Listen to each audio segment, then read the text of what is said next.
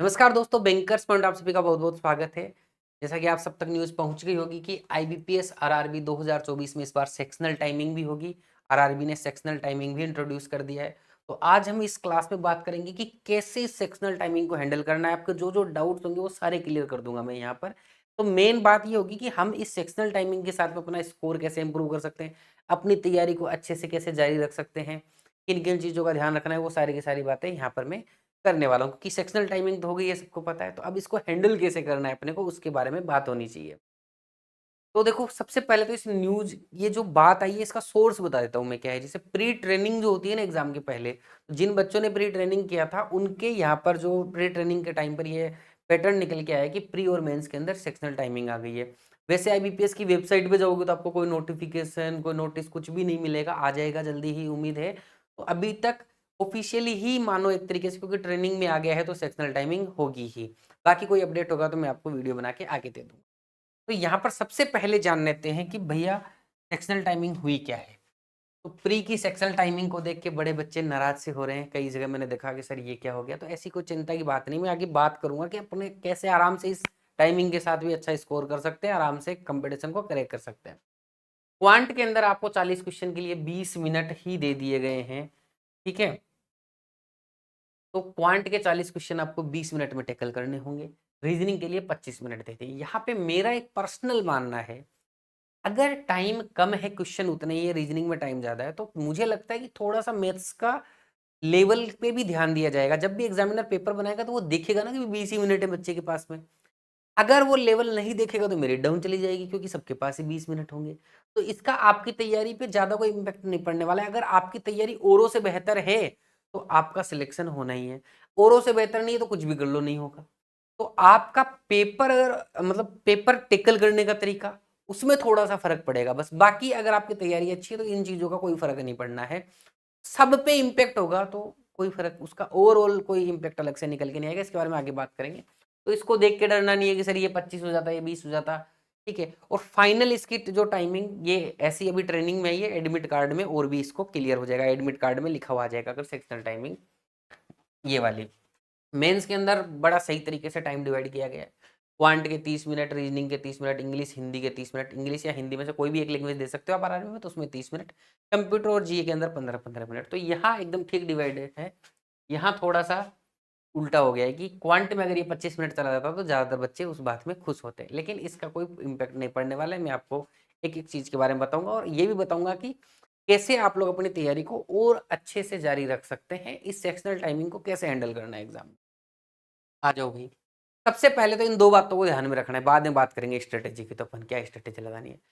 बिल्कुल भी डिस्टर्ब नहीं करना है अपनी प्रिपरेशन को। ये नहीं सोचना है कि यार मैं तो पिछले 4 महीने 6 महीने से मॉक टेस्ट लगा रहा हूँ बिना टाइमिंग के, अब मेरे साथ क्या होगा?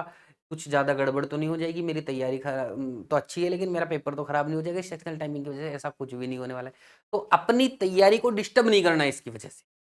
ठीक है, आपको बहुत-बहुत टाइप के वीडियोज़ मिलेंगे, ये किसी पे ध्यान नहीं देना है, अपनी तैयारी जैसे कर रहे हो वैसे कंटिन्यू करनी है। तो पहला एक पॉइंट ध्यान रखना है, अपनी तैयारी को डिस्टर्ब नहीं करना है इस छोटे-मोटे चेंजेज़ की न्यूज़ से, ठीक है। अब मैं आपको एक पॉइंट बताता हूँ कि आपकी तैयारी पे इस चीज़ का, आपके जो भी कॉम्पिटिशन होगा ना, तो अगर आपकी तैयारी अच्छी है तो इसका कोई इम्पैक्ट नहीं होगा, no impact on competition. Competition का मतलब क्या? एक दूसरे से आगे निकलना। भाई जो आगे निकल जाएंगे स्टूडेंट उनको प्री में सेलेक्ट किया जाएगा, फिर मेंस में जिनके आगे नंबर होंगे, ज्यादा नंबर होंगे, उनको मेंस में सेलेक्ट किया जाएगा।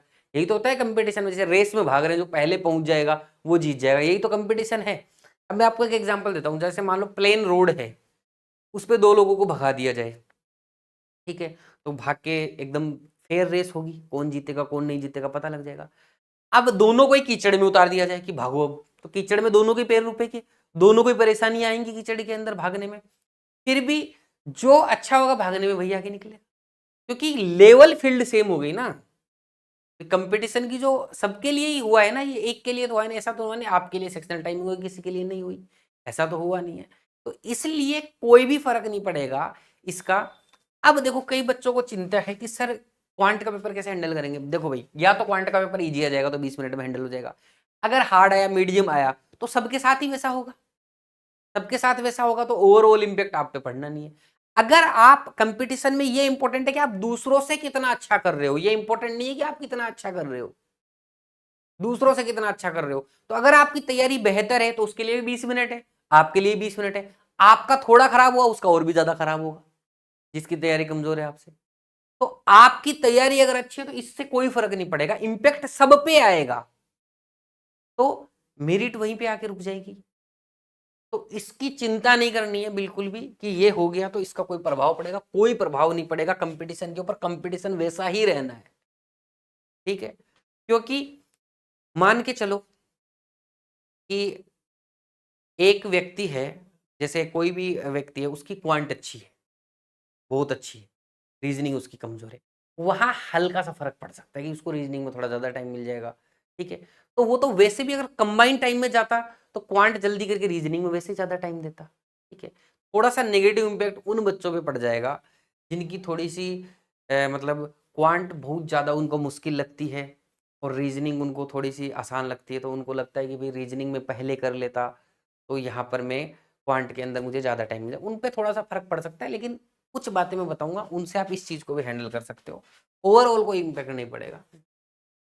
देखो, आपको एग्जाम से पहले कम से कम 10 से 15 मॉक टेस्ट सेक्शनल टाइमिंग के साथ में, नई जो सेक्शनल टाइमिंग उसके साथ में देने हैं।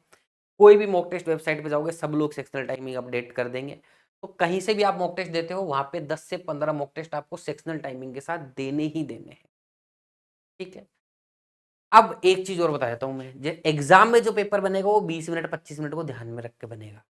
अभी जो मॉक टेस्ट में जो पेपर बने हुए हैं ना, वो क्या करेंगे, सब जो जो पेपर बने हुए हैं ना उसी में टाइमिंग लगा देंगे, ठीक है। तो अपने स्कोर को देख के डिप्रेस्ड नहीं होना है, ठीक है। आपको प्रैक्टिस करते रहना है, स्ट्रेटेजी बनाते रहना है, जो गलतियां हो जाए मॉक्स के अंदर उनको सुधारते चलना है। एक हैबिट बना लेनी है उस तरीके से मॉक देने की। लेकिन उसके मार्क्स अगर ऊपर नीचे होते तो उससे डिप्रेस बिल्कुल भी नहीं होना है। बस आप अपने रास्ते पर चलते जाओ, एग्जाम में अच्छा ही होगा, ठीक है।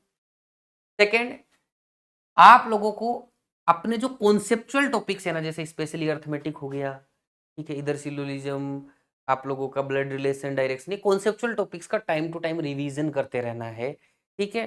तो अभी लास्ट के दिनों में 1-2 बार आपको एटलीस्ट रिवीजन करना है कॉन्सेप्चुअल टॉपिक्स के ऊपर, ठीक है। कुछ टॉपिक ऐसे जो प्रैक्टिस पर ज्यादा डिपेंड करते हैं, स्पेशली पजल और सेटिंग अरेंजमेंट। बहुत बड़ा जो सेक्शन भी आप लोगों का इसमें आता है कि पजल और सेटिंग से ही 15 से 20 नंबर के क्वेश्चन आ जाते हैं 40 में से। इधर डीआई के 10 से 15 क्वेश्चन आ जाते हैं। तो 3 टॉपिक पे बड़ा ध्यान देना है। ये टॉपिक लगभग 40 से 50% पेपर होता है। अगर मान देखो, अगर मान लो 20 क्वेश्चन यहाँ से आगे, 15 यहाँ से, 35 क्वेश्चन होंगे 80 में। तो इनकी है ना 10-10 सेट रोज आपको प्रैक्टिस करनी है, तो स्पीड बढ़ेगी, उससे हैबिट में आ जाएंगे, उससे हर टाइप के क्वेश्चंस करने हैं। तो उससे क्या होगा, आप लोगों का थोड़ा सा एग्जाम में और कॉन्फिडेंस बढ़ेगा। अब देखो, मैथ्स के अंदर अपने को थोड़ा टाइम कम मिला है, तो मैथ्स में कैलकुलेशन बहुत इंपॉर्टेंट है। सिंप्लीफिकेशन के क्वेश्चन भी बहुत ज्यादा आते हैं आपके आरआरबीज के अंदर। 10 क्वेश्चन भी आ जाते हैं, कई बार 15 भी आ जाते हैं क्लर्क में, तो ठीक है, 5 तो आते ही आते हैं पीओ जैसे एग्जाम में। तो practice 50 simplification question every day, 50 question हर दिन अपने को प्रैक्टिस करने सिंप्लीफिकेशन के। तो सिंप्लीफिकेशन की तो प्रैक्टिस होगी सो होगी, कैलकुलेशन जल्दी करने की प्रैक्टिस और हो जाएगी अपनी। तो इन 4 पॉइंट्स का अगर आप लोग ध्यान रखोगे तो इन सेक्शनल टाइमिंग को भी आराम से हम लोग हैंडल कर लेंगे। जो पहले 2 पॉइंट मैंने बताए, अपनी तैयारी को इम्पेक्ट नहीं होने देना ऐसी छोटी छोटी चीजों से, और इसका ओवरऑल जो कंपटीशन होगा उस पर कोई फर्क नहीं, क्योंकि सबके लिए हुआ है, सिर्फ आपके लिए नहीं हुआ है। किसी स्पेसिफिक केस के अंदर जो मैंने एक बताया उसके अंदर कोई इम्पेक्ट पड़ सकता है किसी बच्चे की, तो वो थोड़ा सा अगर बेहतर तैयार करेगा खुद को तो वो भी चीजें हैंडल हो जाएंगी। तो मेरी तरफ से आप सभी को बेस्ट ऑफ लक, अच्छे से तैयारी करते रहो। कुछ दिन बचे हैं, मेरी तरफ से भी मैं कुछ वीडियोज आपके लिए अपलोड करूंगा, ठीक है। बाकी आप लोग अपनी तैयारी को बिल्कुल इम्पैक्ट नहीं होने देना है, कंटिन्यू रखना है। अब वीडियो को समाप्त करने से पहले मैं बता देता हूँ एक न्यूज और, आपको अगर हमारे लाइव कोर्सेज वगैरह अगर ज्वाइन करने हैं तो सब लोग सिर्फ एक एप्लीकेशन हमारी ऑफिशियल है, बैंकर्स पॉइंट 2.0, इसी के ऊपर ज्वाइन करेंगे, ठीक है। इसके अलावा कोई ऑफिशियल सोर्स नहीं, ठीक है। तो बैंकर्स पॉइंट 2.0 के ऊपर जाके आप लोग अपकमिंग जो भी हमारे कोर्सेज वगैरह मेंस के या फिर जो भी आगे एग्जाम आने वाले हैं उसके कोर्सेज वगैरह ज्वाइन करना चाहते हो तो यहाँ ज्वाइन कर सकते हो लाइव क्लास के लिए। अगर आप एक साथ ही पूरा सिलेबस चाहते हो तो वो भी आपको इनके साथ मिल जाता है, पूरा का पूरा सिलेबस रिकॉर्डेड फॉर्मेट में मिल जाता है सारे सब्जेक्ट। अगर कोई डाउट वगैरह हो तो यहाँ पर आप कॉल या व्हाट्सअप कर सकते हैं, ठीक है जी। तो थैंक यू सो मच।